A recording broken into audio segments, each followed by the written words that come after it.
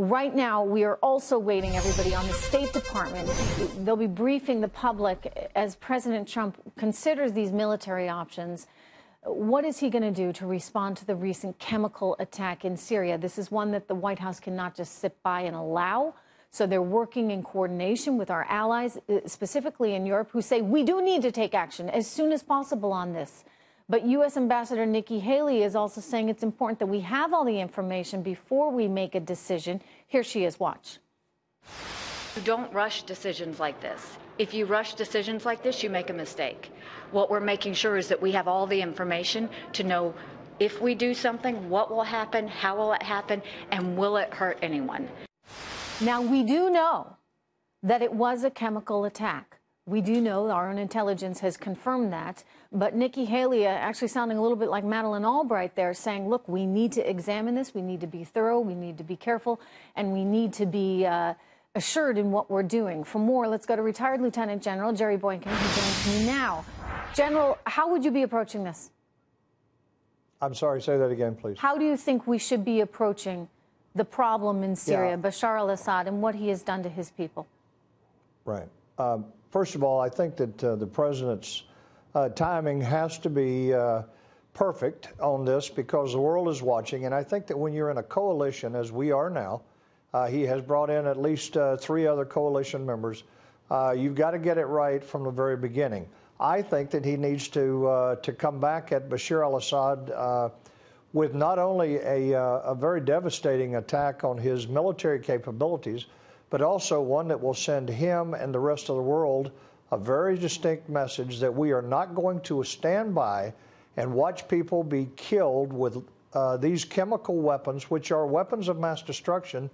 And I would just remind everybody that says we need to stay out of Syria. We've been in Syria for quite some time, and now is the time for us to act to stop this genocide. It's complicated in that Russia has backed Bashar al-Assad. We can't back anybody who's done the atrocious things that he has done, yet we're not willing, General, to take him out entirely. How come? Well, first of all, I'm not sure that that's actually true.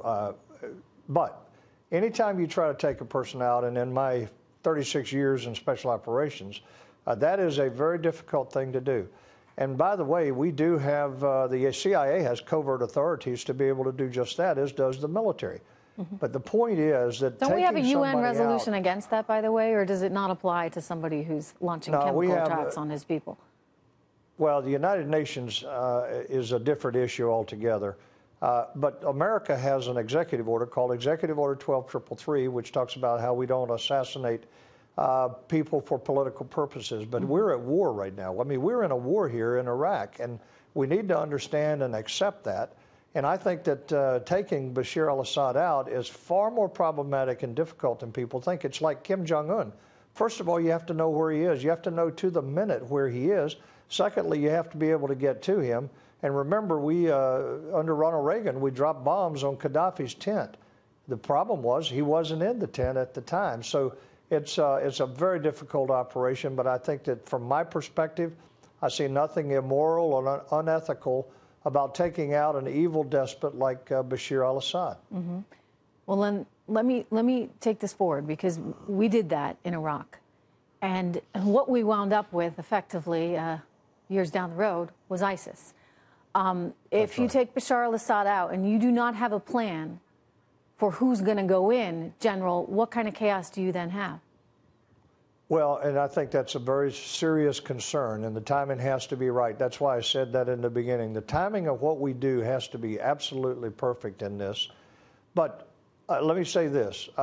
First of all, there are worse options than Bashar al-Assad, quite frankly, and that would be the resurgence of ISIS and al-Qaeda and other entities like them that would form some kind of coalition to govern Syria. And what that means is that Israel is at risk, and any Christians that are left there will be killed because they've already shown not only their propensity to do that, but their intent to do that. So you could wind up with a worse thing there now than you have with Bashar al-Assad in power. Right. I don't deny that for 1 minute. Okay.